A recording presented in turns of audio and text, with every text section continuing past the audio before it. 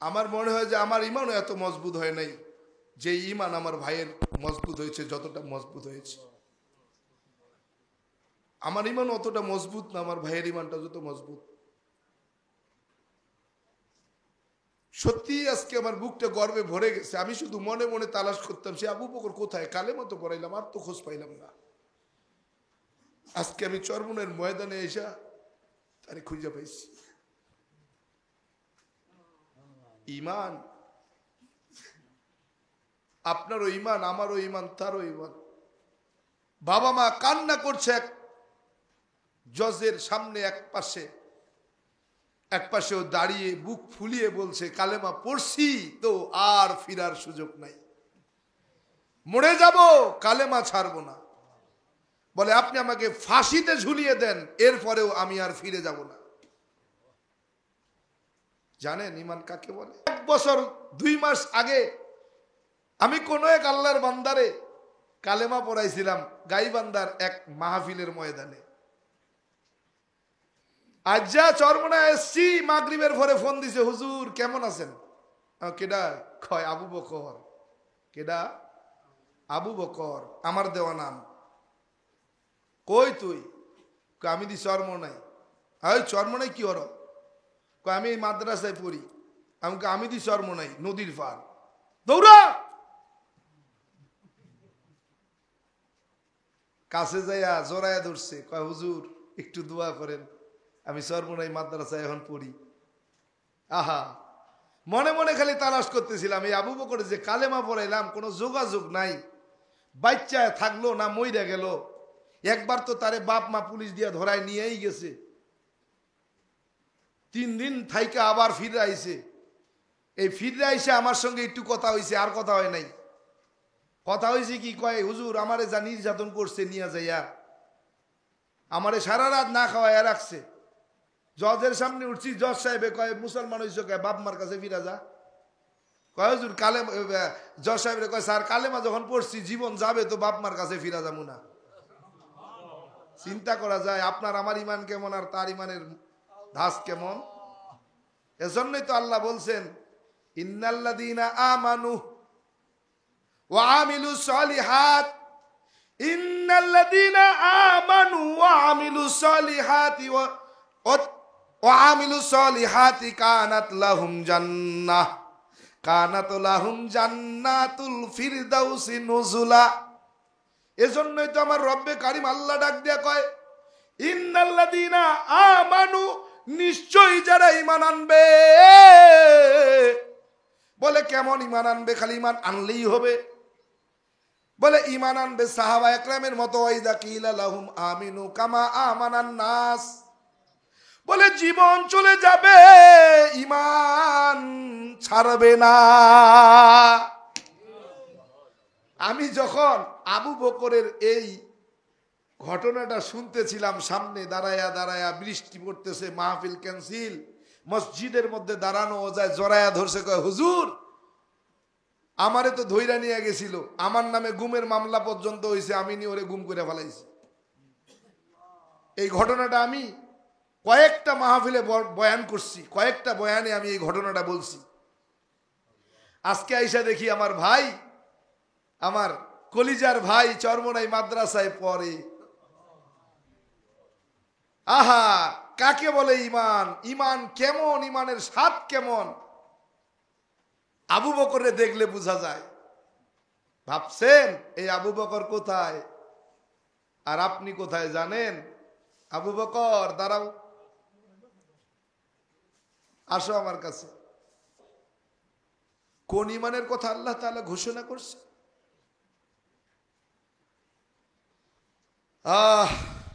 এই তো গত পরশু দিনও লক্ষ্মীপুরের এক মাহফিলে চট্টগ্রামের এক বান্দাকে কালেমা পড়াইয়া হযরতে ওমরে ফারুকের নামের সঙ্গে নাম মিলাইয়া ওমরে ফারুক নাম দিয়ে আসছি। এরে নিতাইরে দিয়েছি আবু বকর, কারণ ওকে দেখে আমার আবু বকরের তবিয়তের মতো মনে হয়েছে। ঠান্ডা মানুষ, ওর তবিয়ত দেখে মনে হয়েছে ওর ভিতরে যে তবিয়ত আছে, এই তবিয়তটা হযরতে আবু বকরের মতোই মনে হয়। এজন্য আমি নাম দিয়েছিলাম আবু বকর। গত 14-13 তারিখে যাকে কালেমা পড়িয়েছি লক্ষ্মীপুরের রামগতিতে, তার তবিয়ত দেখে মনে হয়েছে তার তবিয়ত হযরত ওমরের মতো। আমি নাম দিয়েছি ওমরে ফারুক। কালেমা পড়িয়ে এসেছি। এ পর্যন্ত আমার হাত দিয়ে 114 মতো কালেমা পড়েছে আল্লাহর বান্দারা। আরে আমার সফলতা এখানে আমার সফলতা এখানে, আর কোনো সফলতা আমার নাই। কাল হাসরের ময়দানে যদি আল্লাহ টানতে টানতে ফেরেশতারা জাহান্নামে নিয়ে যায়, বলবো আল্লাহ আমার হয়তো আপনার কাছে কোনো দাম নাই, আমি এমন গুনাহগার, আমার হয়তো কোনো মূল্য আপনার কাছে নাই, কিন্তু আল্লাহ আমার দ্বারা তো আপনার বান্দা হেদায়াত পেয়েছিল, আপনার বান্দা তো কালেমা পড়েছিল, আল্লাহ ওইটুকুর উসিলায় কমপক্ষে আজকে আমাকে নাজাত দাও। এটা আমার সম্বল, এটা আমার পুঁজি।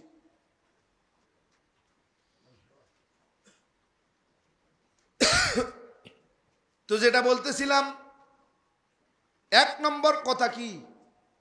1 নম্বর কথা কি ছিল? হায়াত সীমিত। 2 নম্বর কথা রিজিক নির্ধারিত, মনে রাখতে হবে, খালি ভুলে গেলে চলবে না।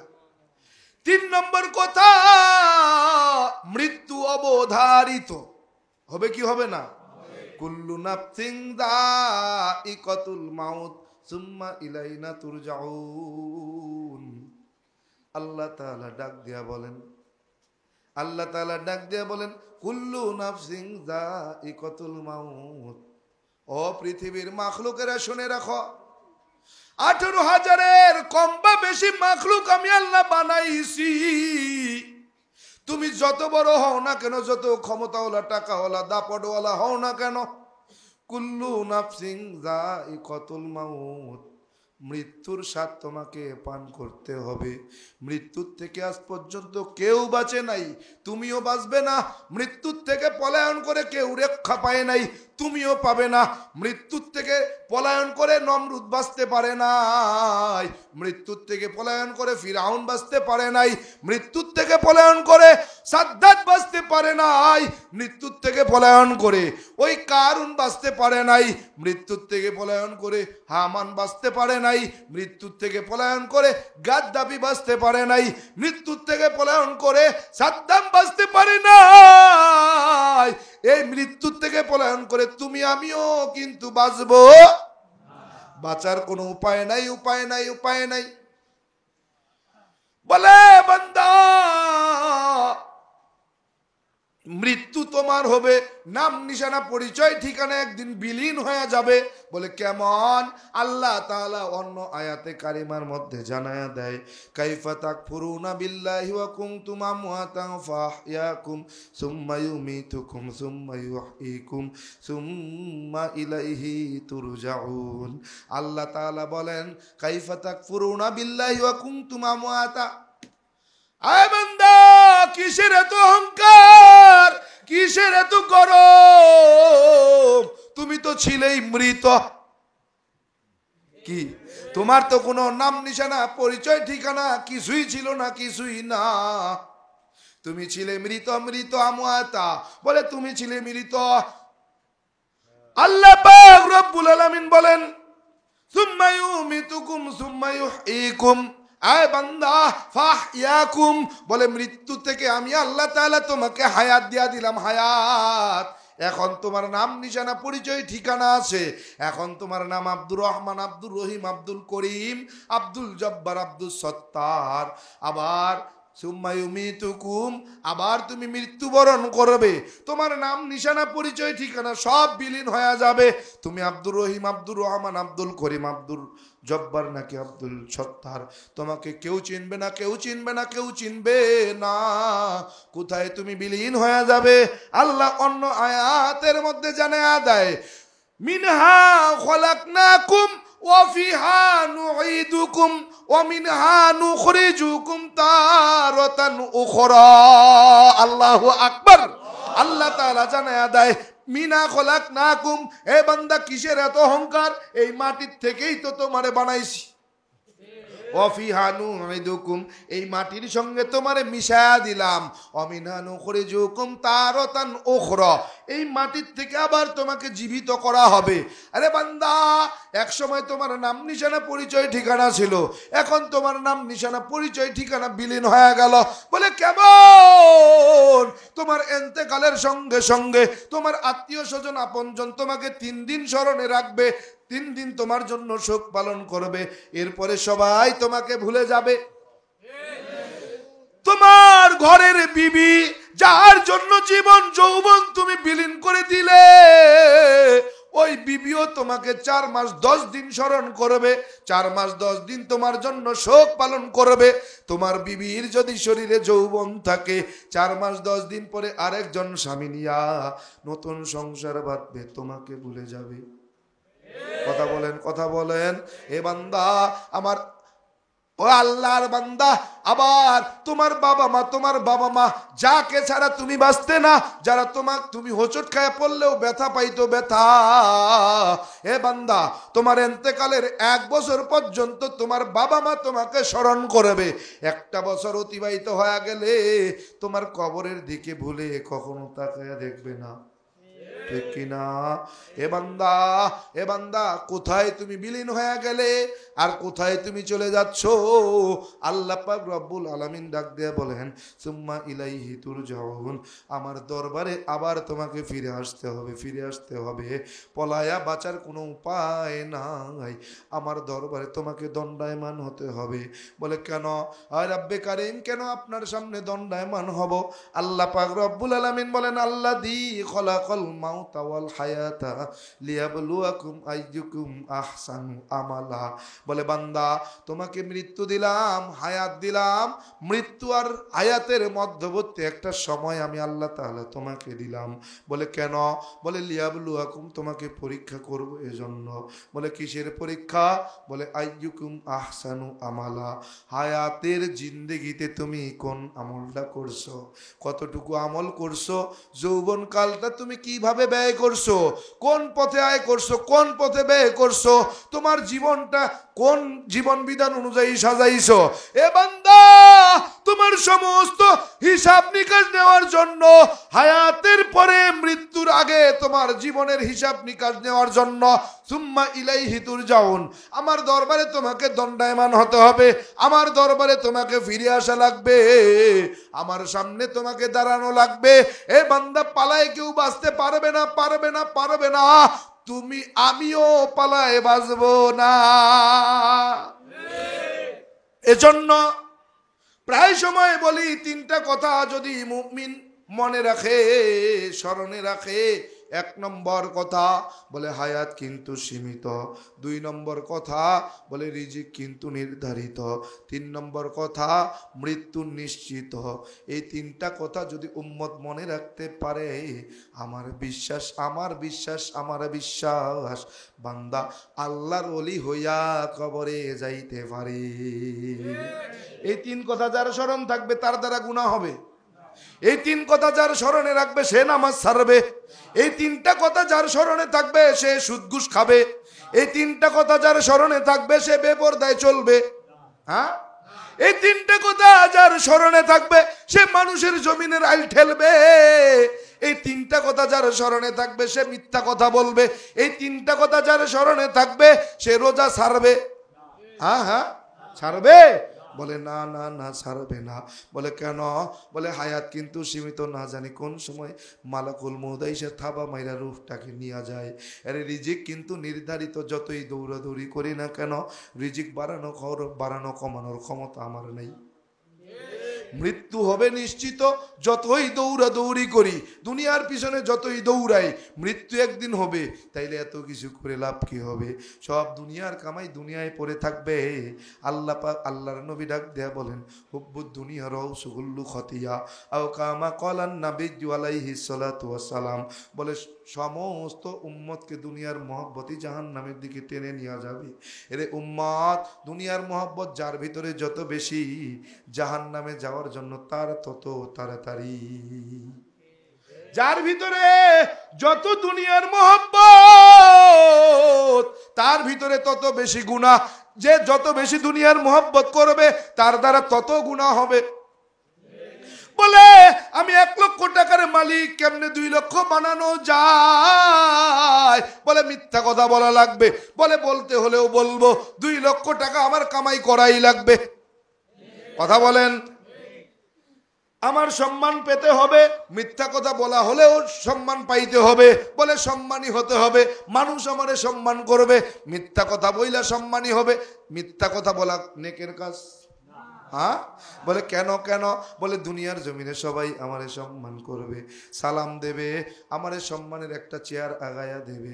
এই জন্য যে কোনো উপায়ে আমাকে সেই জায়গা নিতে হবে। আমার নবী ডাক দিয়া বলেন, যে যা চাইবে আল্লাহ তাকে তাই দিবে। এই রে বান্দা, 2 জন আল্লাহর ওলিয়ে কামেল, 2 বন্ধু। এক বন্ধু কয় দুনিয়ার বাদশাহী চাই, আর এক বন্ধু কয় আল্লাহর ভালোবাসা চাই। 2 বন্ধু দোয়া করতেছে। বলে দোস্ত আমি দোয়া করি, তুমি আমিন বলো। বলে হা হা। বলে তুমি দোয়া করো, আমি আমিন বলি। বলে হা হা। বলে কি দোয়া করবা? এক আল্লাহর ওলি কয়, ও আল্লাহ, আয় আল্লাহ দুনিয়ার বাদশাহী আমাকে দান করো। আরেক বন্ধু কয়, ও আল্লাহ দুনিয়ার বাদশাহী আমার লাগবে না, আয় আল্লাহ আপনার বন্ধু আমারে বানায় আনেন। কি আল্লাহ তাআলা এক বন্ধুরে দুনিয়ার বাদশা বানায়া দিছে, আর একজন রে দুনিয়ার বাদশা না বানাইয়া আল্লাহর মহব্বতে আল্লাহর প্রিয় বান্দা হয়ে গেছে। একদিন ওই দুনিয়ার বাদশা আল্লাহর ওলি, ওই ওলিয়ে কামেল দুনিয়ার বাদশাহী করতেছে। আল্লাহর ওলি আল্লাহর মোহাব্বত নিয়া আল্লাহর ইবাদত বন্দেগীতে মশগুল হয়ে গেছে। হঠাৎ করে একদিন পায়ের মধ্যে অসুখ হয়ে গেল, পায়ের মধ্যে ক্যান্সার হয়ে গেল। চিকিৎসা করতে করতে একদিন ডাক্তার আইসা কয়, ভাই আপনার পাটা কাইটটা ফেলানো লাগবে। কি করবে? কি বলে পা কাটা না পর্যন্ত আপনার এই ক্যান্সারের রোগ সারবে না। বলে যদি কাটতে হয় কাটো। এইবার ওই বাদশা বন্ধু ডাক দেয়া কয়, দোস্ত পা কাইটটা ফালানো লাগবে। বলে দোস্ত সমস্যা নাই, আল্লাহ তাআলা আমার এক পায়ের ইবাদত চায় না, এক পা কাইটটা ফালাও, কোনো বাধা নাই। এইবার ডাক্তার আসছে। বলে ও ডাক্তার, আমার বন্ধুর পা কাটার আগে অবশ কইরা নিও, আমার বন্ধু যেন ব্যথা না পায়। ডাক্তার অবশ্যই ইঞ্জেকশন দেবে। ডাক দেয়া কয়, ডাক্তার সাহেব কি ঘটনা? বলে ইঞ্জেকশন ছাড়া পা কাটা যাবে না। বলে না না, আপনি এমনি কাটেন, ইঞ্জেকশন দিয়ে অবশ করা যাবে না। বলে অবশের ইঞ্জেকশনের মধ্যে হারাম থাকে। হারাম থাকে কি থাকে না? বলে হারাম থাকে। এই হারাম ইঞ্জেকশন দিয়া, হারাম ওষুধ দিয়া আমার পা অবশ করে কাটলে আমি আল্লাহর কাছে জবাবদিহিতা করতে পারবো না। বলে ইঞ্জেকশন ছাড়া আমার পা কাটো। বলে এইভাবে কাটা যায় না। বলে কেন? বলে অবশ না করলে পা কাটা যাবে না। আল্লাহর ওলি ডাক দেয়া কয়, ও ডাক্তার সাহেব, আমি আপনাকে দেখায়া দেই, আমার পা কাটবেন, অবশ করার প্রয়োজন হবে না। বলে কেমনে? বলে আমি মাওলাই কারিমের জিকির করব, যখন একটা হালত চলে আসবে, হালত, ওই হালতের মধ্যে পা কাইটা ফালাবেন, আমি বলতে পারবো না। এইবার জিকির শুরু করছে, এমন ভাবে জিকিরের তালা উঠাইয়া দিছে, ওই দিক দিয়া আল্লাহর ওলির পা কাইটা ফালাইছে। আল্লাহর ওলি কিছুই টের পায় না। কেমন আল্লাহর বান্দা, আল্লাহ তারে কবুল কইরা নিছে। এই জন্য বলি, আল্লাহ তাআলা ডাক দিয়ে বলে, ইন্নাল্লাযীনা আমানু আমিলুস সালিহাত কানাত লাহুম জান্নাতুল ফিরদাউসি নুজুলা। আল্লাহ বলে নিশ্চয়ই যারা ঈমান আনবে, ঈমান অনুযায়ী নেক আমল করবে, তাদের জন্য আমার পক্ষ থেকে পুরস্কারের ঘোষণা। বলে কানাত লাহুম জান্নাতুল ফিরদাউসি নুজুলা, বলে তাদেরকে আমি জান্নাতুল ফিরদাউসের অধিবাসী বানায়া দিব। 2টা জিনিসের বিনিময়ে। কয়টা জিনিস? 2টা জিনিসের বিনিময়ে আমি আল্লাহ জান্নাতুল ফিরদাউস দিয়া দিব। এই রকম আল্লাহ তাআলা যেখানে এই 2টা জিনিসের বয়ান করছেন, সেখানেই জান্নাতের ঘোষণা দিয়েছেন। আল্লাহ তাআলা অন্য জায়গায় বলেন, ইন্নাল্লাযীনা আমানু ওয়া আমিলুস সালিহাত উলাইকা হুম খায়রুল বারিয়া। আল্লাহ বলেন নিশ্চয় যারা ঈমান আর আমলের গ্যারান্টি দিবে তারা দুনিয়াতে কামিয়াব হয়ে যাবে। বলে কামিয়াবি যখন হয়ে যাবে আমি রবের পক্ষ থেকে পুরস্কারের ঘোষণা, বলে জাযাউহুম ইনদা রাব্বি, আমি রবের পক্ষ থেকে ঘোষণা, জান্নাতিন তাজরি মিন তাহতিহাল আনহার খালিদিনা ফিহা আবাদা। আল্লাহ তাআলা জানায়া দেয় আমি এমন একটা জান্নাত তাদেরকে পুরস্কার দিয়া দিব যেই জান্নাতের নিচ দিয়া একটা নদী প্রবাহিত হবে। এই নদীর পানিটা হবে দুধের চাইতেও সাদা, মধুর চাইতেও মিষ্টি। এই পানি দিয়া তারা পান করবে, ওযু করবে, গোসল করবে, ব্যবহার করবে। এই জান্নাতের পানি কোনোদিন ফুরাবে না। আল্লাহ পাক রব্বুল আলামিন অন্য আয়াতের মধ্যে জানায়া দেয় কুল্লামা রুজিকু মিনহা মিন থামারাতির রিজকা ক্বালু হাযাল্লাযী রুজিকনা মিন ক্বাবল ওয়া উতু বিহি মুতাশাবিহা ওয়া লাহুম ফিহা আজওয়াজুম মুতাহহারাতু ওয়া হুম ফিহা খালিদুন। আল্লাহ পাক রব্বুল আলামিন ডাক দিয়া বলেন জান্নাতি যারা হয়ে যাবে, জান্নাতে যাবার পর জান্নাতীদেরকে যে খাবার পরিবেশন করা হবে এই খাবারটা সেই খাবার পরিবেশন করা হবে যারা তা খেতে পছন্দ করে, তাই তাদেরকে খেতে দেওয়া হবে। এক পণ্ডিত মশাই, আপনাকে সরমনায় তো আবার এই ওয়াজ করার কায়দা নাই, এই ওয়াজ করলে তো আবার ঝামেলা। পণ্ডিত মশাইয়ের ওয়াজ করমু? হ্যাঁ, কেমনে কইতাম কোন মুসিবত আসে? কারণ কড়া নজরবন্দিতে রইছি তো, কড়া নজরবন্দি, খালি সুযোগ পাইলেই গুম করে ফেলাবে এমন একটা অবস্থায় দাঁড়াইছি। কারণ ওই যে কইলাম না 114+, 114 জন ও দল থেকে বেরোয় আসছে, আমারে পাইলে ছাড়বে? এই যে আমার ভাই আবু বকরের মতো 114 জন বেরোয় আসছে, আর এই 114 জন মানে তাদের কত ক্ষতি জানেন? হায় হায়, ওরা কি সুযোগ পেলে আমারে ছাড়বে? হ্যাঁ, এই গত 12 তারিখে অলরেডি অ্যাটাক একবার হয়ে গেছে। আল্লাহ কুদরতি ভাবে হেফাজত না করলে আজকে এইখানে আসার কথা না। খালি যদি ওই দিন আটকাইতে পারতো তাইলে আর আজকে আমারে খুঁজে পাইতেন না। হারায় গেছে, মোবাইল বন্ধ, কোনো কিছু নাই, কোনো খবর নাই, কোথায় আছে কেউ জানে না। এরকম একটা অবস্থা হয়ে যেত, মাহফিল শেষ। বলে কারণ কি? বলে তাদের গোমর, তাদের ধর্মের গোমর ফাঁস হয়ে যাবে। কারণ ওই ঠাকুর গায়ের জমিনের প্রসিদ্ধ এক ব্রাহ্মণ পরিবারে জন্ম আমার। 12 মাসে 13 পূজা, 33 কোটি দেবদেবী, তুলসীর গাছের তলায় নাকি আরো 64 কোটি ভগবান।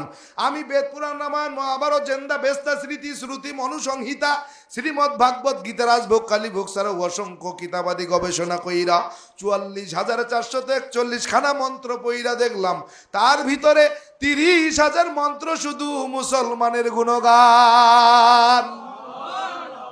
এমনি এমনি কি ওরা আমার পিছনে ঘোরে?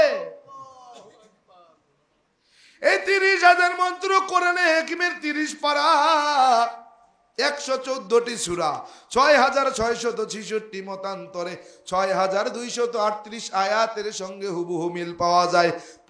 কোরআনে হাকিমের প্রত্যেকটা আয়াতে কারিমার সাথে কয়েক শত মন্ত্র পাঠ করে শোনানো যায়। প্রত্যেকটা মন্ত্রের অধ্যায় নম্বর, পৃষ্ঠা নম্বর, শ্লোক নম্বর, কিতাবের নামও বলা যায়। এমনি এমনি কিন্তু মুসলমান হই নেই রে মুমিন, গরুর গোশত খাওয়ার লোভে কিন্তু মুসলমান নয়। কি মনে করছেন গরুর গোশত খাওয়ার লোভে বোধহয় মুসলমান না? বিষয়টা কিন্তু এমন না।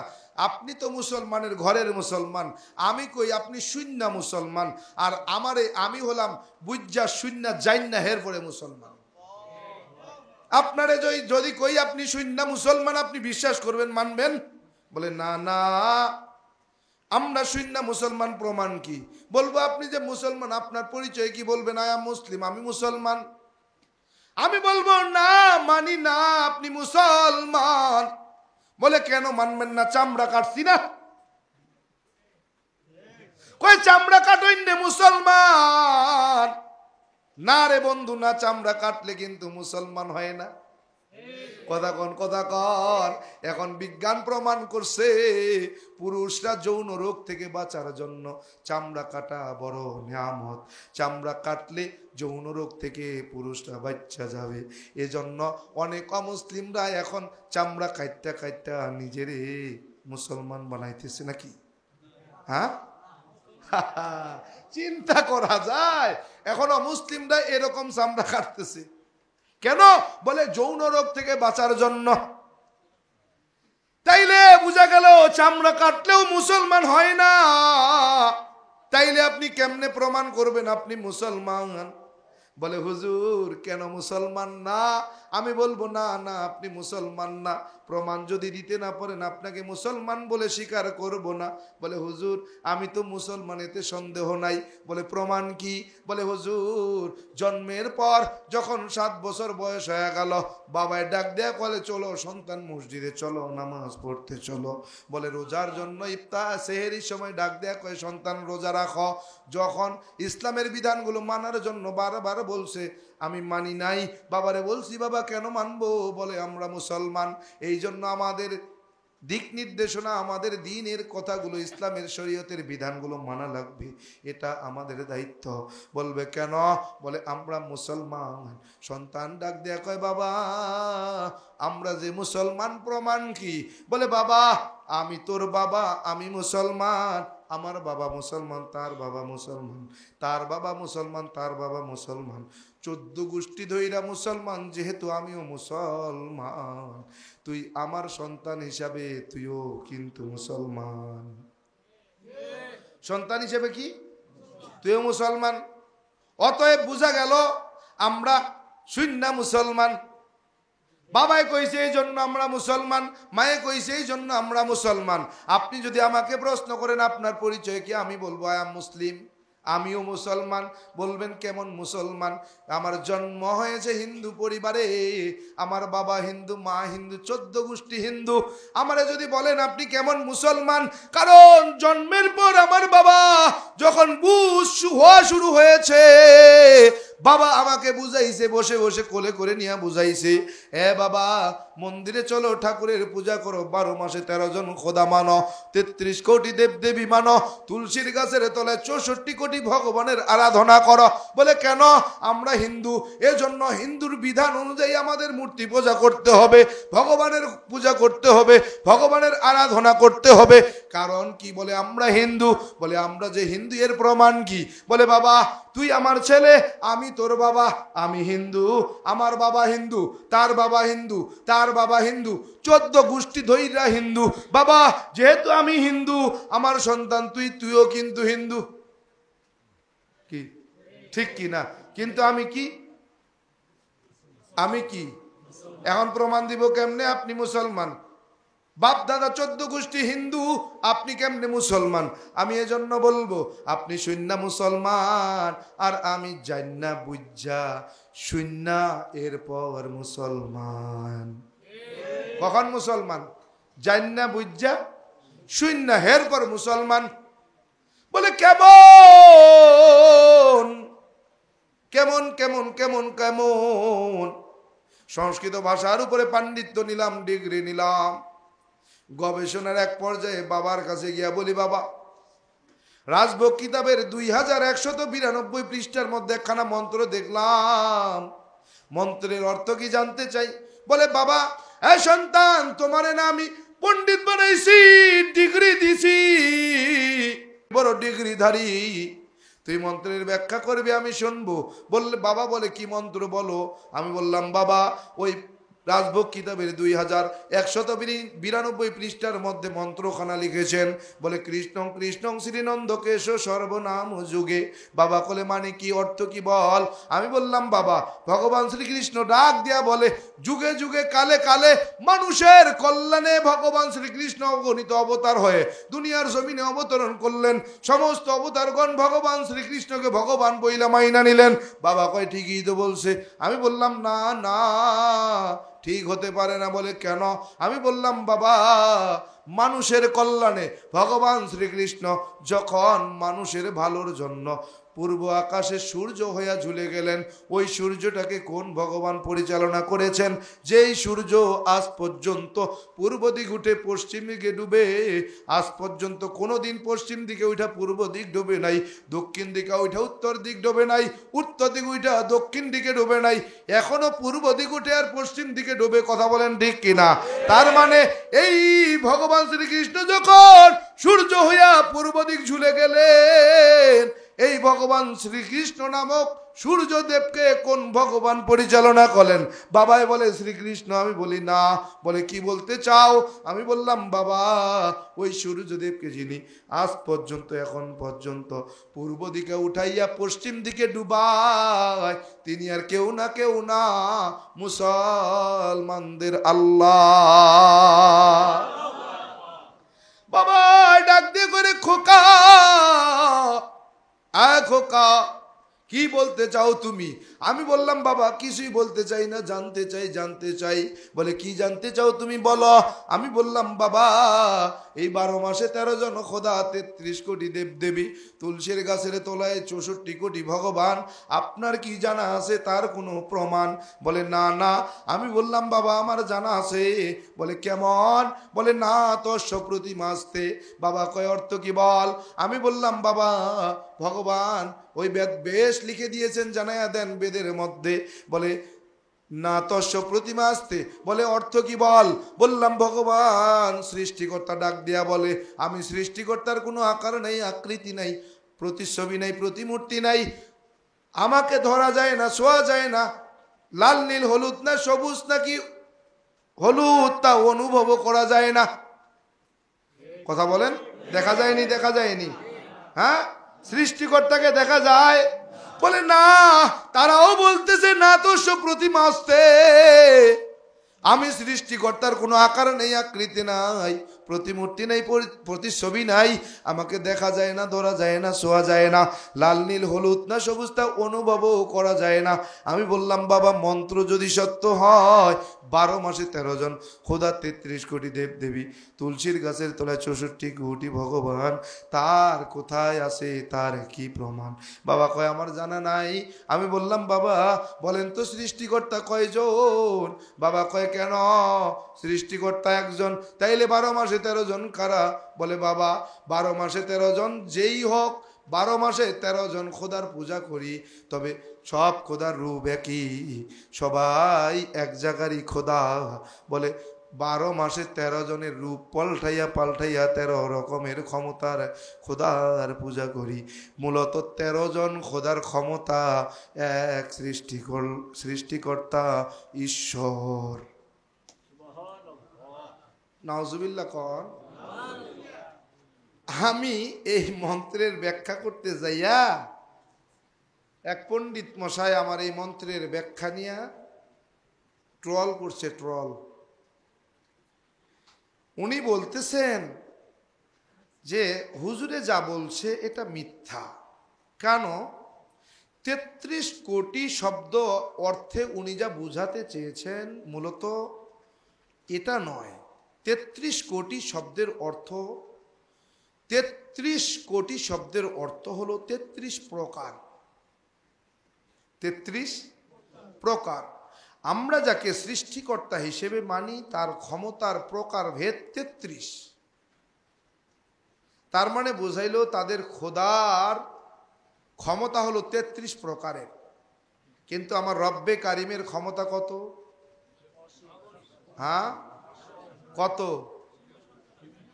কোন সীমা রেখা আছে? বলে আমার সৃষ্টিকর্তা রব্বে কারিমের ক্ষমতার কোনো সীমা রেখা নাই, সমস্ত ক্ষমতার ঊর্ধ্বে আমার রব। কথা বলেন। তার মানে বোঝা গেল তারা যা বুঝাইতে চাইতেছে সেটাও তারা ভুল বুঝাইতেছে। কি ঠিক কিনা? এক পর্যায়ে পণ্ডিত মশাই বলতেছে যে উনি যে মন্ত্রগুলো বলছেন এগুলো আসলে আমাদের ধর্মগ্রন্থে কোথাও নাই। আমি বললাম মূর্খ পণ্ডিত, নিজের পণ্ডিত দাবি করো, তুমি তো নিজে পড়োই নাই, তুমি পাবা কই? তুমি তো সেই দিনের পণ্ডিত, তুমি কবে কার? সেই দিনের পণ্ডিত। রমজান মাসের মধ্যে, গত রমজানের আগের রমজানে সিলেট থেকে এক বড় পণ্ডিত পুরোহিত আমারে ফোন দিয়েছে রাত্রেবেলা, তারা বিশেষ করে আসছি, ফোন দিয়েছে। ফোন দিয়ে শুরু করেছে প্রথমেই, আপনি জামি বলছেন? জি বলছিলাম।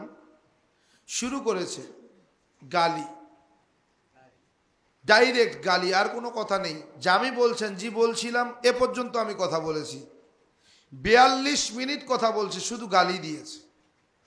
শুরু করেছে মাকে দিয়ে, তোমার মায়ের জন্মের ঠিক নেই, তোমার মায়ের চরিত্রে ঠিক নেই, নাউজুবিল্লাহ। এখান থেকে শুরু করে 42 মিনিট পর্যন্ত শুধু গালাগাল করেছে। আমি কানে লাগায়ে খালি শুনছি, আর রব্বে কারিমের কাছে দোয়া করতেছি আল্লাহ যেন তাকে হাদায়াত দিয়ে দেয়। পাশের থেকে আহালিয়া বলতেছে যে আপনি কোনো গালিরও জবাব দিচ্ছেন না, আবার ফোনটাও কাটতেছেন না, কারণটা কি? কি ঘটনা বুঝলাম না। আমি বললাম একটু অপেক্ষা করো, জবাব আমি দেব। বলে জবাব দেন, না হয় ফোনটা কাটেন। আমি বললাম একটু অপেক্ষা করো, দেখি কদ্দূর যাইতে পারে।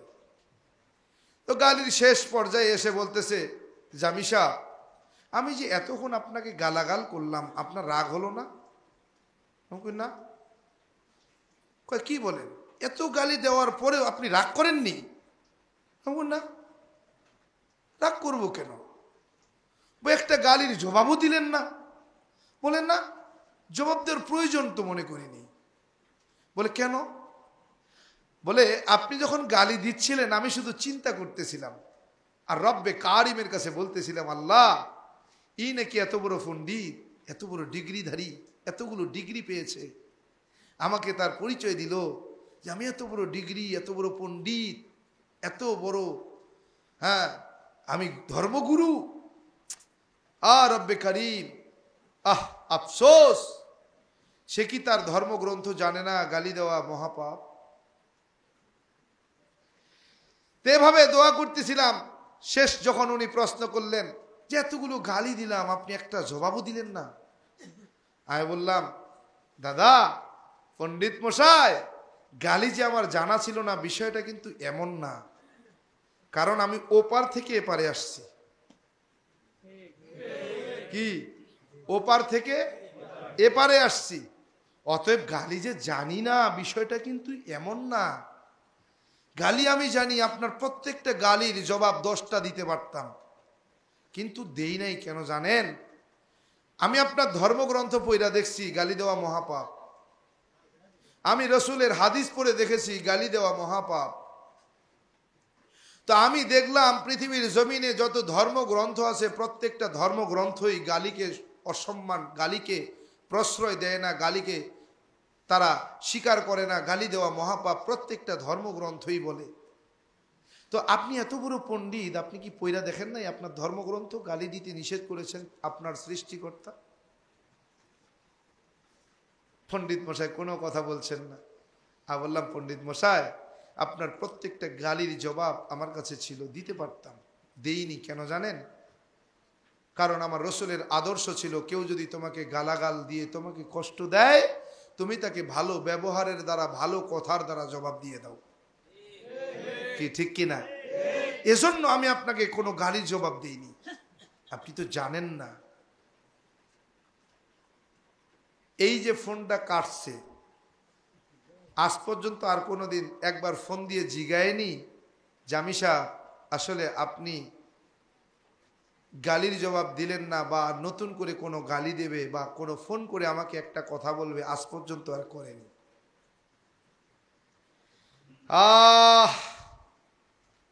কত পণ্ডিত মশাই আমাকে নিয়ে চ্যালেঞ্জ করেছে, কিন্তু সামনে কখনো আসেনি। বেক্সিমকো কোম্পানির চেয়ারম্যানের পিএস একদিন ফোন দিয়েছে, মুসলমান। বলছেন, হুজুর আমার কাছে 1980 সালের একটা বেদ আছে, শ্রীমদ্ ভাগবত গীতা আছে, যেখানে সংস্কৃত ভাষার অর্থ হিন্দিতে করা হয়েছে এবং বাংলাতে করা হয়েছে। এই কিতাবটা আমার কাছে আছে। আমি মাঝে মাঝে দেখি, আপনার বয়ান যখন শুনি আমি মন্ত্রগুলো মিলাইয়া একটু দেখি। তো হুজুর আপনি একটা মন্ত্রের ব্যাখ্যা করেছিলেন ভগবান শ্রীকৃষ্ণের কথা, আপনি যেই অধ্যায় নম্বর, পৃষ্ঠা নম্বর, শ্লোক নম্বর বলেছিলেন আমি খুঁজে বের করেছি, আমি পেয়েছি। বললাম কোনটা? বলে হুজুর আপনি একটা মন্ত্রের ব্যাখ্যা করেছিলেন যারা জড় পদার্থের পূজা করে তারা অন্ধকারের মধ্যেই ডুবে রয়েছে। আর বললাম ভাই তাহলে ওই মন্ত্রটার কথা বলছেন, অন্ধতম প্রভি শান্তি ইয়ে অসম্ভূতি মুপাস্তে? বলে 7 নম্বর অধ্যায়ের 20 নম্বর শ্লোক এটা। বেদের মধ্যে শ্রীমদ্ ভাগবত গীতার 7 নম্বর অধ্যায়ের 20 নম্বর শ্লোক এটা। এই শ্লোকের মধ্যে ভগবান শ্রীকৃষ্ণ বলছেন অন্ধতম প্রভি শান্তি ইয়ে অসম্ভূতি মুপাস্তে। হে দুনিয়ার হিন্দু জাতি, কান খোলে, কান খাড়া করে শুনে নাও, দিলের কান লাগায়া শোনো। যারা তোমরা অন্ধকারের মধ্যে ডুবে রয়েছ, নিমজ্জিত রয়েছ, তারাই কেবল জড় পদার্থের পূজা করো। গাছের পূজা, মাছের পূজা, আগুনের পূজা, মূর্তির পূজা করো। আর যারা তা আলোর সন্ধান পেয়েছ, আলোর সন্ধান পেয়েছ, আলোয় আলোকিত হয়ে গেছ, তারা তা প্রত্যাখ্যান করো। কি? তারা তা কি করো? প্রত্যাখ্যান করো। আজকে পৃথিবীর জমিনে যেই হিন্দু ভাইয়েরা এভাবে তাদের ধর্ম ছেড়ে ফিরে ফিরে আসতেছে, এরা কিন্তু আর মূর্খ নয়। এরা কি নয়? মূর্খ নয়, এরা শিক্ষিত। আগেকার হিন্দুরা মূর্খ ছিল, ব্রাহ্মণেরা পণ্ডিতেরা যাই বলছে তাই মানছে। এখনকার হিন্দুরা কিন্তু আগেকার মতো আর মূর্খ নাই। এখনকার হিন্দুরা সব শিক্ষিত, এরা সব বোঝে, যাচাই বাছাই করতে জানে, গবেষণা করতে জানে। যখন আমার দেওয়া মন্ত্রগুলো, বলা মন্ত্রগুলো ওরা গবেষণা করতে শুরু করে দেয়, যখন দেখে আমার কথাগুলোর সঙ্গে তাদের ধর্মগ্রন্থগুলো মেলে, তখন তারা বাধ্য হয় আলোর পথে ফিরে আসতে। ঠিক কিনা?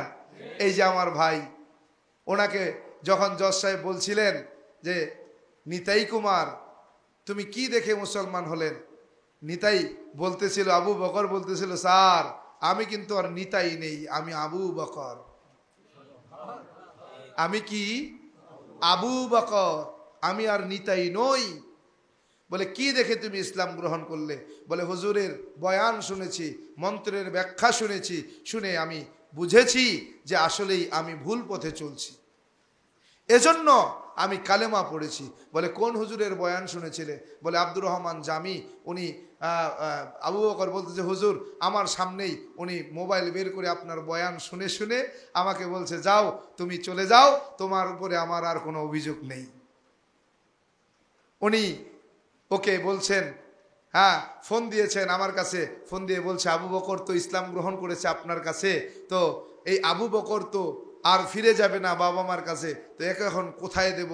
আমি ইসলামী আন্দোলনের বগুড়া জেলার সেক্রেটারির কাছে ফোন দিয়ে বললাম ভাই তাড়াতাড়ি জজ কোর্টে যান, গিয়ে আমার ভাইকে আপনি আপনার জিম্মায় নিয়ে আসেন, গাইবান্ধার মাদ্রাসায় পাঠায়া দেওয়ার ব্যবস্থা করেন, আমার ভাইকে গাইবান্ধায় পাঠায়া দেন। গাইবান্ধা মাদ্রাসায় থেকে 5 পারা কোরআন শরীফ পড়েছে, এরপরে চরমনাই এই ঈদের রোজার ঈদের পরে চরমনাই এসে মাদ্রাসায় ভর্তি হয়েছে। সে কিন্তু একবারে মূর্খ নয়, তখন অনার্স সেকেন্ড ইয়ারে পড়ত। তাইলে বোঝা যাচ্ছে পৃথিবীতে এখন আর মানুষ কিন্তু মূর্খ নাই, সবাই শিক্ষিত। এরকম আমি যদি মন্ত্র ব্যাখ্যা করতে শুরু করি তো রাত শেষ হয়ে যাবে, মন্ত্রের ব্যাখ্যা করে শেষ করতে পারবো না। প্রিয় ভাই, বাবার কাছে বলতেছিলাম, বাবা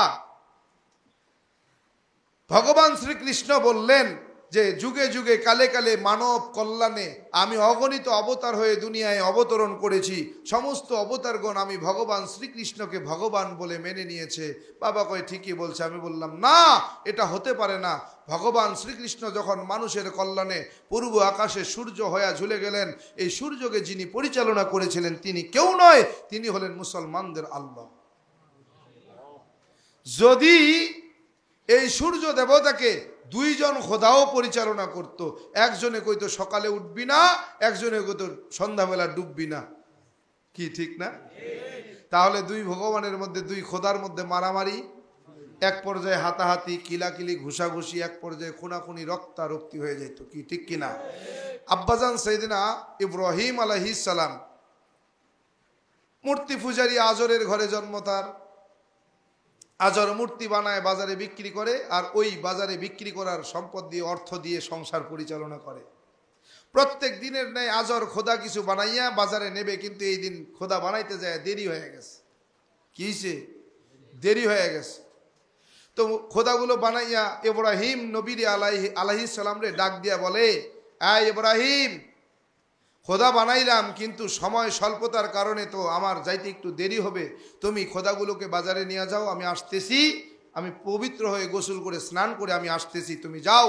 বললেন, বাবা আমি তো খোদাদেরকে বাজারে নিয়ে যাব, কিন্তু কোন খোদার নাম কি, কোন খোদার কাম কি, কোন খোদার কি ক্ষমতা তা তো আমার জানা দরকার, কোন ক্ষমতার দাম, কোন খোদার দাম কত তা তো আমার জানতে হবে, ঠিক না? আজর বলতেছে, বাবা ইব্রাহিম, এটার নাম হলো শিব, এ হলো সৃষ্টিকর্তা, এটার নাম হলো ব্রহ্মা, এ হলো পালনকর্তা, এটার নাম হলো বিষ্ণু, এটা হলো রিজিকদাতা, এটার নাম হলো সরস্বতী বিদ্যার দেবী, এটার নাম লক্ষ্মী ধনের দেবী, এটা হলো দুর্গতি নাশিনী দুর্গা।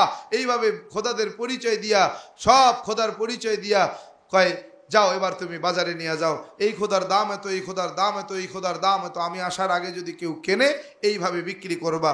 বলে, আব্বা কেমনে নেব? বলে, কেমনে নিবা বোঝো না? বলে, একটা ঝুড়ির মধ্যে উঠাইয়া মাথায় করে নিয়ে যাও। এইবার ঝুড়ির মধ্যে উঠাইয়া আব্বাজান ইব্রাহিম আলাইহিস সালামরে মাথায় উঠাইয়া দিয়া রওনা করছে। আব্বাজান বাজারে যাইতেছেন, কিছু দূর যাওয়ার পরে চিন্তা করতেছে, যেই খোদার ক্ষমতা এত, যেই খোদার ক্ষমতা এত, সেই খোদা আমার মাথায় কেন? সেই খোদা আমার মাথায় কেন? হাঁটতে যাবে, আয় খোদা নাম, এই খোদা কি নাম? জোরে ধরে নামাই দিছে, নাম নামে না, ধৈরা ধৈরা নামাই দিছে। তোমাকে এত ক্ষমতা, তো তোমরা মাথায় চইরা যাবা কেন? হাঁটতে যাইতে পারো না কি? এইবার কয়, খোদা হাট, বাজারে যাবো। খোদা হাঁটে না। কয়, হাঁটিস না? হাট, এত ক্ষমতা দেখাও, এত ক্ষমতা তোমার, তো হাঁটবি না কেন? হাট।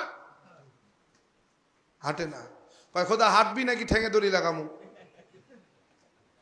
এর পরেও হাঁটে না। ঠ্যাঙের মধ্যে দড়ি লাগাইছে, কয় খোদা হাঁটবি না টানমু?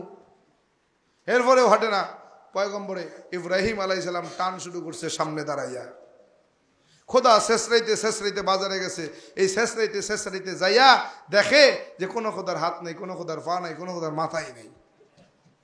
এবার চিন্তা করে, যদি আব্বাজান আইসা দেখে হালতেই, তো আমার পিঠের চামড়া নাই, এখন বাসি কেমনে? আল্লাহ রে কইতেছে, ও রব্বে কারিম, ও খোদা, এরা তো আমার খোদা হইতে পারে না, ও খোদা এখন আমার বাঁচার উপায় দেখাইয়া দেন।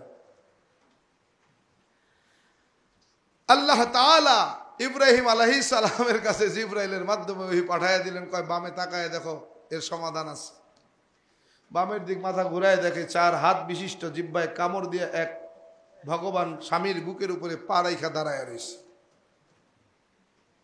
হা, বুদ্ধি পাইছি। তাকায় দেখে খোদার এক হাতের মধ্যে খড়গ, রক্ত মাখা খড়গ, এক হাতের মধ্যে রক্ত মাখা কুড়াল, এক হাতের মধ্যে শঙ্খ, এক হাতের মধ্যে মাথা।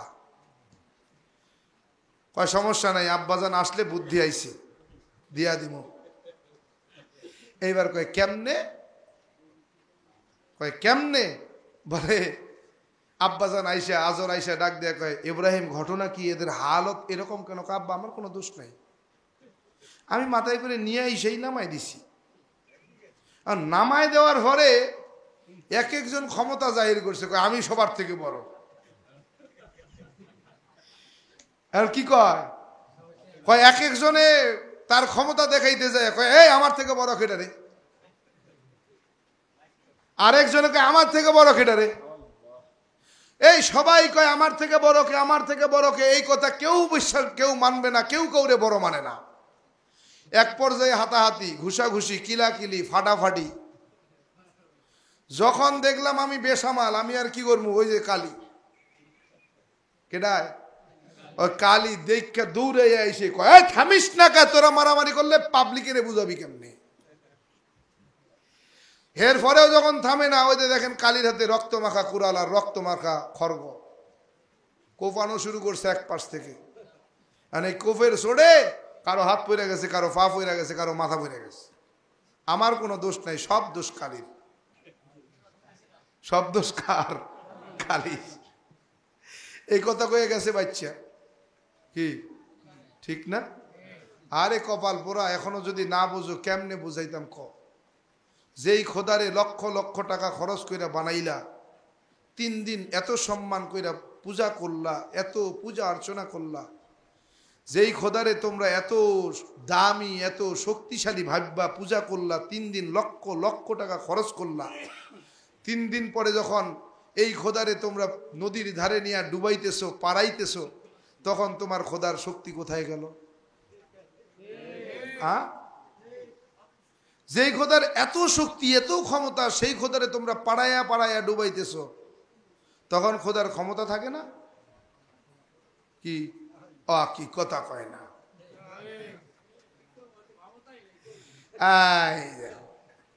বুঝছে খেলা কমবে যাইতেছি।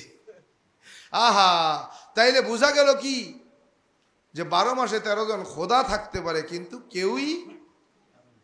কেউই কি, যেই খোদায় মশা তাড়াইতে পারে না, মাছি তাড়াইতে পারে না, যেই খোদা খাবার খাইতে পারে না, যেই খোদা নিজেরে পাড়াইয়া ডুবানোর থেকে রক্ষা করতে পারে না, সেই খোদায় আমারে রক্ষা করবে কি?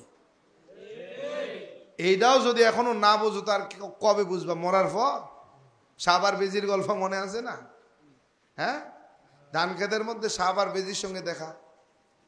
সাপ তো চলে কি সোজা না? হ্যাঁ, আঁকা বাঁকা।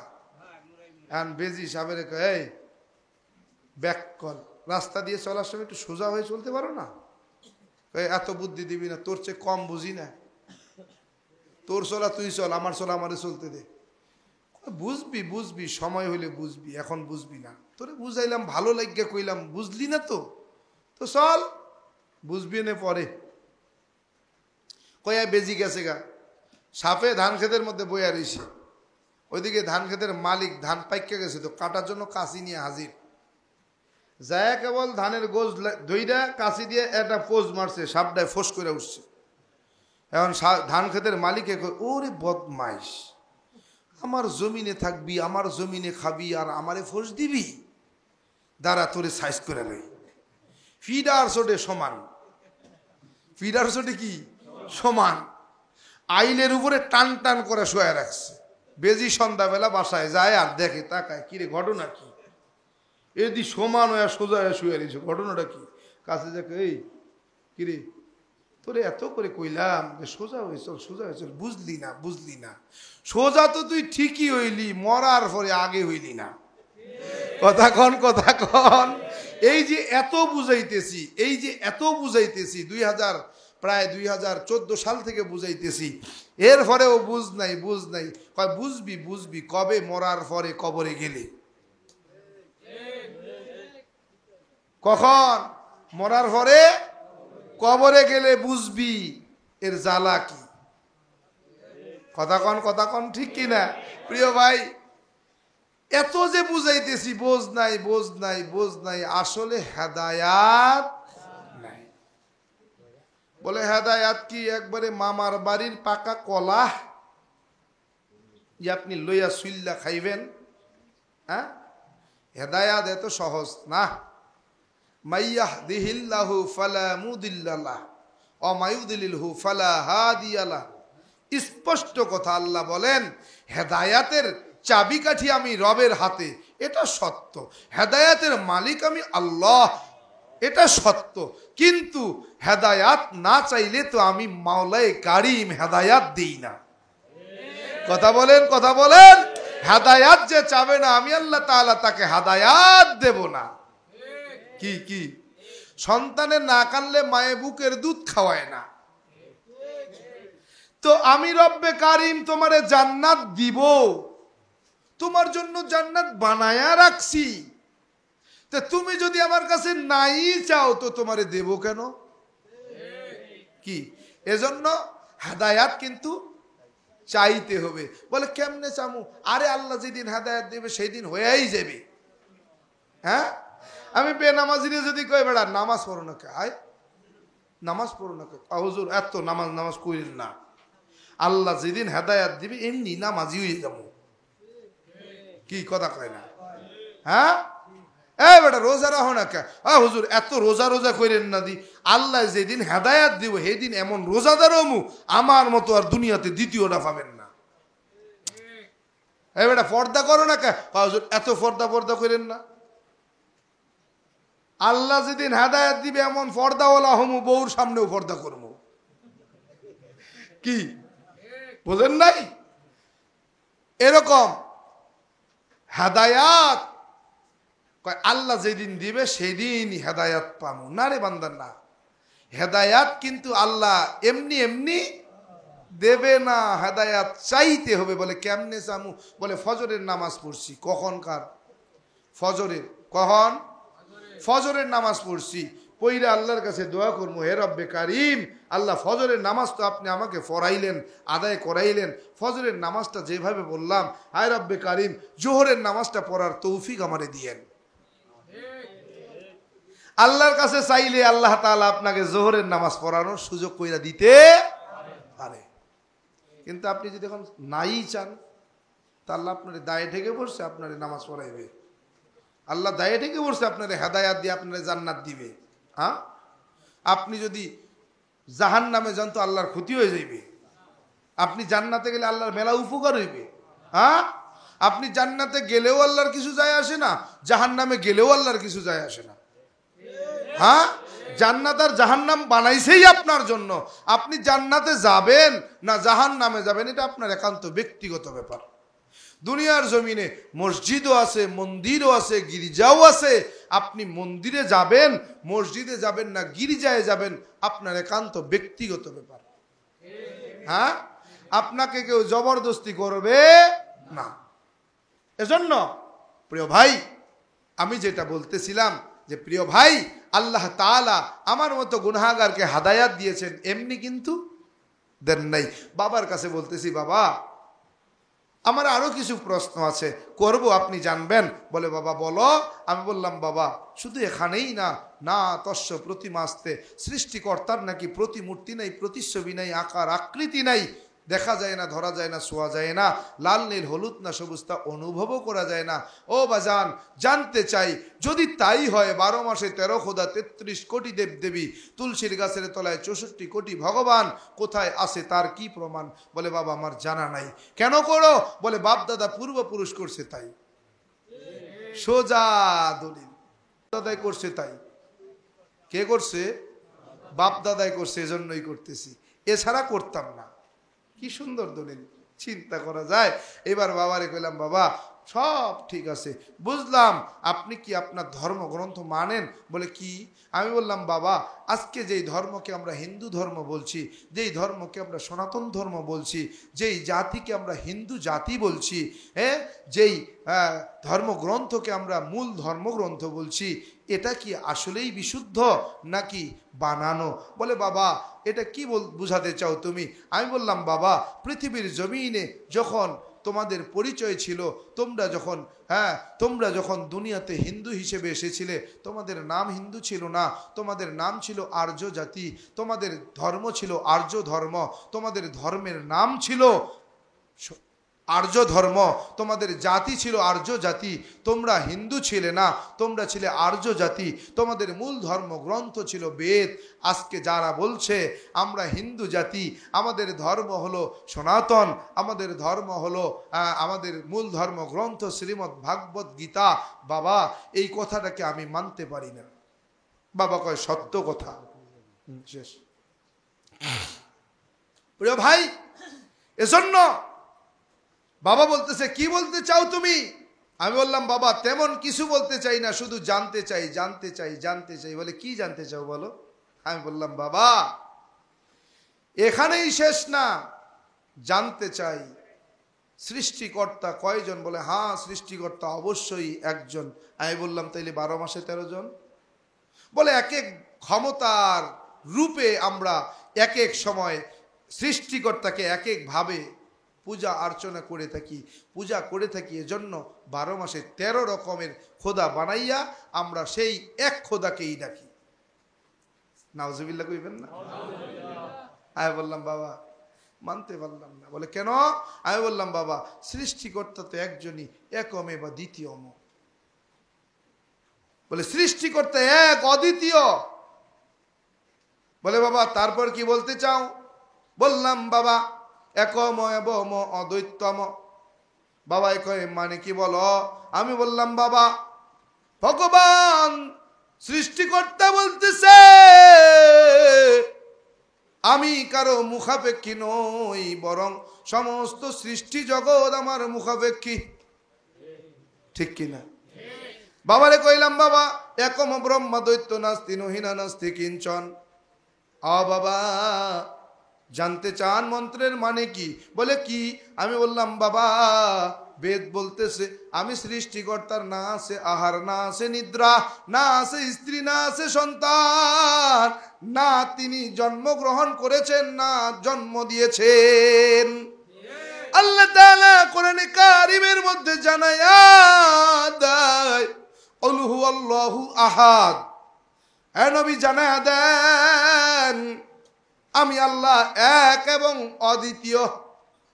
আল্লাহুস সামাদ, আমি আল্লাহ কারো মুখাপেক্ষী নই, বরং সমস্ত সৃষ্টি জগৎ আমার মুখাপেক্ষী। লাম ইয়ালিদ ওয়া লাম ইউলাদ ওয়া লাম ইয়াকুল লাহু কুফুয়ান আহাদ। আল্লাহ বলেন ও বান্দা শুনে নাও, নবী জানায়া দেন আমি আল্লাহ খাইও না, ঘুমাইও না, স্ত্রীও নাই, সন্তানও নাই, জন্মগ্রহণ করি নাই, জন্ম কাউকে দেও নাই। কথা বলেন ঠিক কিনা? তার মানে বোঝা গেল সৃষ্টিকর্তা কয়জন? বাবারে কইলাম বাবা কি বলতে চাও? বাবাই কয় খোকারে কি বুঝাইতে চাও? আমি বললাম কিছুই না, আরেকটা মন্ত্র কইয়া আপনার কাছ থেকে জানতে চাই। বলে কি? বলে ইদাং ইস্তানাং অর্সাং ইল্লাল্লাহ। বাবারে কইলাম বাবা এই মন্ত্রের ব্যাখ্যা কি আপনার জানা আছে? বলে না না জানা নাই। আমি বললাম বাবা ইদাং শব্দের অর্থ হলো দিন বা জীবন বিধান, ইস্তানাং শব্দের অর্থ হলো ইসলাম, অর্সাং শব্দের অর্থ হলো পছন্দ করা বা মনোনীত হওয়া, ইল্লাল্লাহ হলো সৃষ্টিকর্তা। এক কথায় সৃষ্টিকর্তার পছন্দ করা জীবন বিধানের নাম ইসলাম। আমার আল্লাহ কুরআনে কারিমের মধ্যে জানায়া দেয় ইন্নাদ দীনা ইনদাল্লাহিল ইসলাম। আমার আল্লাহ কয় নিশ্চয়ই নিশ্চয়ই আমি আল্লাহ তাআলার পছন্দ করা জীবন বিধানের নাম ইসলাম। কথা বলেন ঠিক কিনা? আহা কেমনে বুঝাইতাম? এই নবীর উম্মতের যুবক, এ বৃদ্ধ বাবাজি, পদ্মালের মা, আমার আল্লাহ পাক রব্বুল আলামিন জানায়া দেয় ইন্নাল্লাযীনা আমানু ওয়া আমিলুস সলিহাত কানাত লাহুম জান্নাতুল ফিরদাউসি নুজুলা। আমার নবী ডাক দেয়া বলে না খালিস দীনাকা ইয়াকফিকাল আমালুল কলিল। আরে উম্মত, ঈমান আর আকীদা যদি মজবুত হয়, খাঁটি হয়, অল্প আমলেও জান্নাত পাওয়া যায়। আমল বেশি করার প্রয়োজন নাই, অল্প আমলেও জান্নাত পাওয়া যায় যদি ঈমান আর আকীদা থাকে খাঁটি মজবুত। ঈমান আর আকীদা যদি হয়, আল্লাহর নবী বলে অল্প আমলেও নাজাত পাওয়া যায়। বলে কেমন? বলে আমল হোক ছোট, ঈমান হোক খাঁটি আর মজবুত। বলে ছোট আমলের দ্বারাও জান্নাত পাওয়া যায়। জান্নাতে যাওয়ার জন্য এত বড় আমলের প্রয়োজন নাই। কিতাবের মধ্যে মুফাসসিরিন ইকরাম লেখেন আল্লাহর এক বান্দি পথ দিয়ে হেঁটে যাইতেছে, এত বেশি গুনাহগার বান্দি। এরে বান্দা, এমন কোন গুনাহ নাই আল্লাহর বান্দি করে নাই। পথ দিয়ে হেঁটে যাইতেছে, এক কুয়ার পাশে দাঁড়ায় দেখে এক কুকুর পানি পিপাসায় পানি খাওয়ার জন্য ছটফট করতেছে। আল্লাহর বান্দির পরনে ছিল পায়ের মোজা, চামড়ার মোজাটা খুইলা উন্নার সঙ্গে চামড়ার মোজা বান্দা ওই কুয়ার মধ্যে থেকে এক মোজা পানি উঠাইয়া কুকুরে পান করাইয়া দিছে। গায়েবী আওয়াজ নাজিল হয়ে গেছে, আরে আল্লাহর বান্দি, এই ভালো কাজের জন্য আল্লাহ তাআলা তোমার সব গুনাহ মাফ কইরা জান্নাত দিয়া দিছে।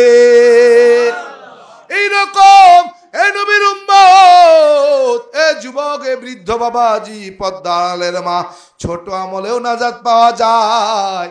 আল্লাহ তাআলা জানায় দেয় ইন্নাল্লাযীনা আমানু ওয়া আমিলুস সলিহাত, বলে দুইটা জিনিসের গ্যারান্টি দিবা। এক নম্বর ইমানের গ্যারান্টি দিবা, জীবন চলে যাবে ইমান বিক্রি করবা না। সামনে নির্বাচন আসতেছে, কেমন ইমানের গ্যারান্টি দিবা? বলে এমন ইমান, মজবুত ইমান নিয়ে সামনে দাঁড়িয়ে যাব, এমন ইমান নিয়ে দাঁড়ায় যাব, রাত্রের বেলা নির্বাচনের রাত্রিতে 500 টাকায় বিক্রি হয়ে যাব।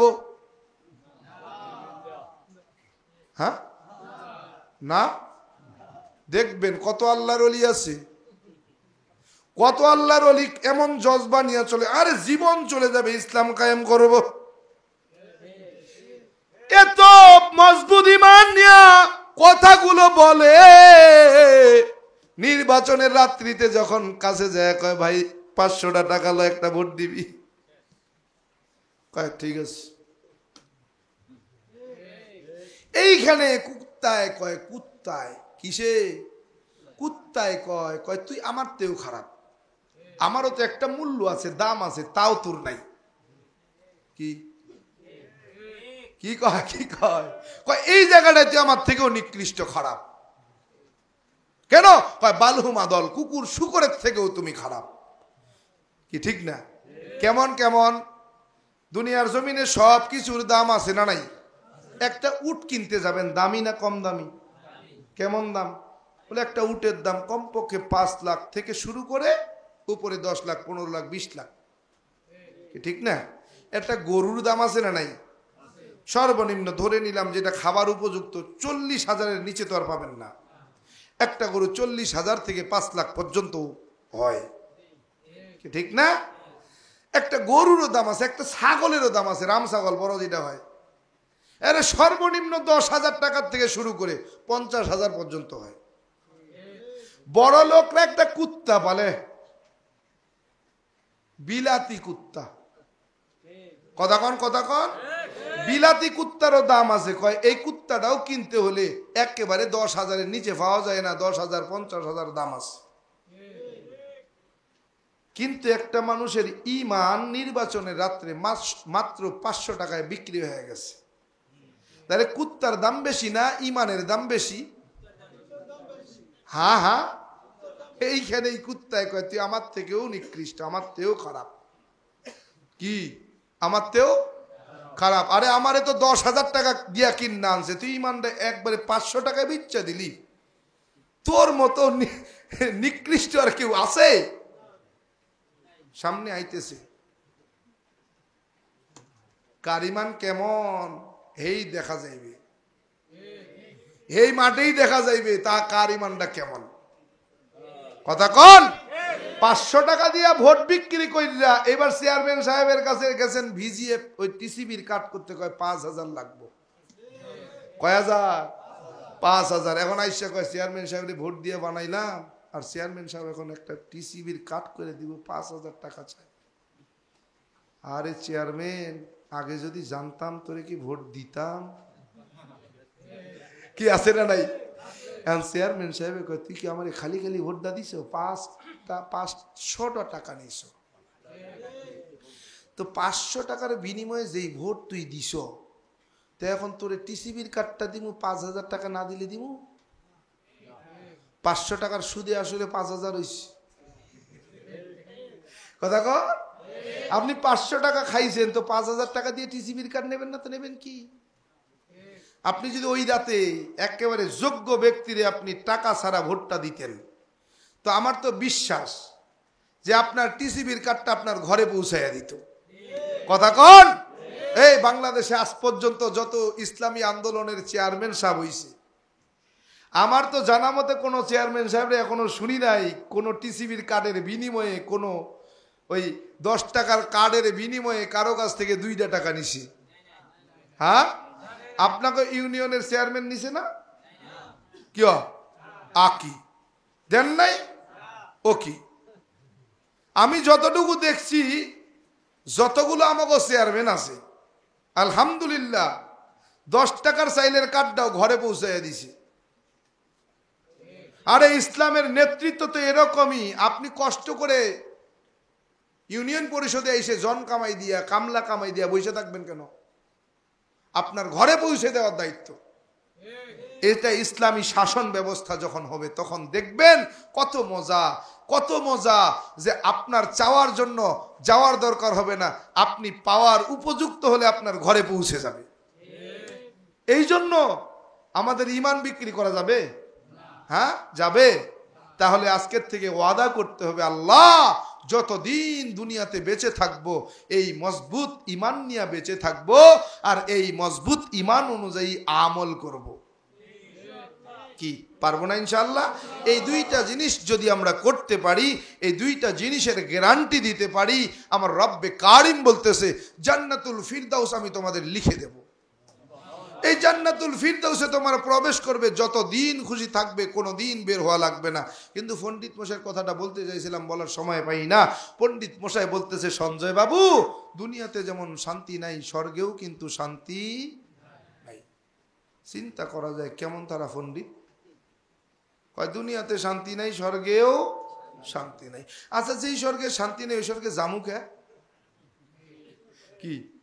ঠিক না? যে স্বর্গে শান্তি নেই সে স্বর্গে যাওয়ার দরকারটা কি? বলে সঞ্জয় বাবু স্বর্গের মধ্যে আরেকটা অসুবিধা আছে। বলে কি? আপনি 18 বছরের যুবক হয়ে স্বর্গে প্রবেশ করবেন, যে পরিমাণ পেটে ক্ষুধা থাকবে স্বর্গের দেবতারা আপনাকে সে পরিমাণ খেতে দেবে না।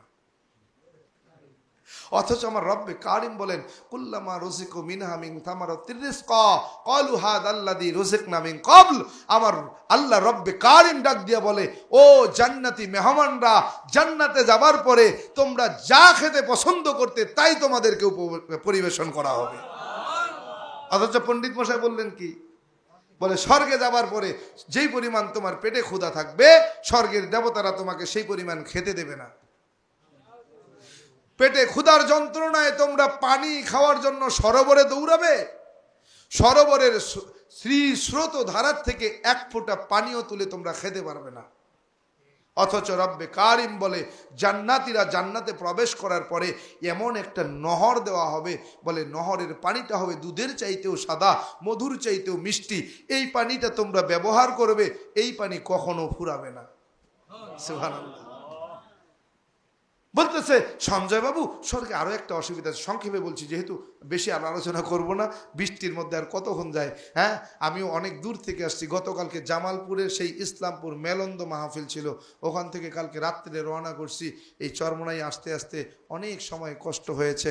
রাত্রে সারা রাত আমি গাড়ি চালিয়েছিলাম, ড্রাইভারকে ঘুম পাড়িয়ে দিয়ে, কারণ প্রত্যেক দিনের ন্যায় প্রত্যেক দিন তার গাড়ি চালাতে হয়। ভাবলাম যে আজকে একটা দিন একটু তাকে একটু আরাম দেই। হ্যাঁ, রাত্রে গাড়ি চালায় আসছি আমি নিজেই, আজকে সারাদিন তাকে ঘুম পাড়াইতে দিছি, ঘুমায় নাই। এখন রাত্রে আবার যাওয়া লাগবে, তো আগামীকালকে আবার 3টা প্রোগ্রাম। জুমাবাদ একটা, জুমার নামাজের পরে বয়ান করতে হবে এক পীর সাহেবের দরবারে। হ্যাঁ, ওই মাদারীপুরের চণ্ডীবদ্দী পীর সাহেব, আমাগো চরমনাই পীর সাহেব হুজুরের আত্মীয় চণ্ডীবদ্দী পীর সাহেব, কি যেন নামটা, আলী আহমদ চৌধুরী। হ্যাঁ, আলী আহমদ চৌধুরী সাহেবের ময়দানে, এই মাদ্রাসা ময়দানে জুমাবাদ বয়ান, ওখান থেকে চলে যাব মুন্সিগঞ্জে। বাদ এশা বয়ান হলো সিরাজদি খান মুন্সিগঞ্জের, এরপরে আখেরি বয়ান হলো মুন্সিগঞ্জের লৌহ জং থানার ভিতরে বেজগাঁও এলাকায়। তো এরকম আজকেও চলে যেতে হবে। এজন্য বেশি কষ্ট নেব না, আমিও কষ্ট করব না, আপনাদেরকেও কষ্ট দেব না। পণ্ডিত মশাইয়ের কথাগুলো সংক্ষেপে বলে আমি দোয়া নিয়ে দোয়া করে ইনশাল্লাহ বিদায় হব। কি ঠিক আছে না ইনশাল্লাহ? আবার যদি কোনো সময় আসি, এই পরিবেশ না থাকে, আবহাওয়ার প্রতিকূলতা না থাকে, আমাদের অনুকূলে থাকে, ইনশাআল্লাহ তাআলা ভরা ময়দান থাকবে, আপনাদেরকে মন ভরে আলোচনা শোনাবো ইনশাআল্লাহ। প্রিয় ভাই, চরমনের জমিনে আসছি, হুজুররা যেখানে বাড়ি, যেখানে আমার শায়েখ রহমতুল্লাহ আলাইহি শুয়া রইছেন, এই জায়গায় আমি বয়ান করার মতো যোগ্য বক্তা আমি নই। এই জায়গায় বয়ান করার মতো এলেমও নাই, আমলও নাই, যোগ্যতাও নাই। আল্লাহ তাআলা এতটুকু সম্মান দিয়েছেন, আসছি, সম্মান দিয়েছেন বলছি, সম্মান দিয়েছেন বসছি, এর বেশি কিছুই নাই। আপনাদের দোয়া থাকলে আল্লাহ তাআলার গায়েবী যদি ইলম নাজিল হয়, গায়েবী ইলম দ্বারা যদি আল্লাহ তাআলা আমার জবান দিয়ে কিছু বের করে দেয়, তাইলে বলতে পারি, এছাড়া বলতে পারি না। প্রিয় ভাই, পণ্ডিত মশাই বলতেছে সঞ্জয় বাবু স্বর্গে আরো একটা অসুবিধা আছে। বলে কি অসুবিধা? বলে স্বর্গে যাবার পরে আপনি গাছে পাকা পাকা ফল দেখতে পাবেন, কিন্তু ছুটাইয়া খাইতে পারবেন না। ছুটাইয়া খাইতে পারবেন না, বলেন না নাউজুবিল্লাহ।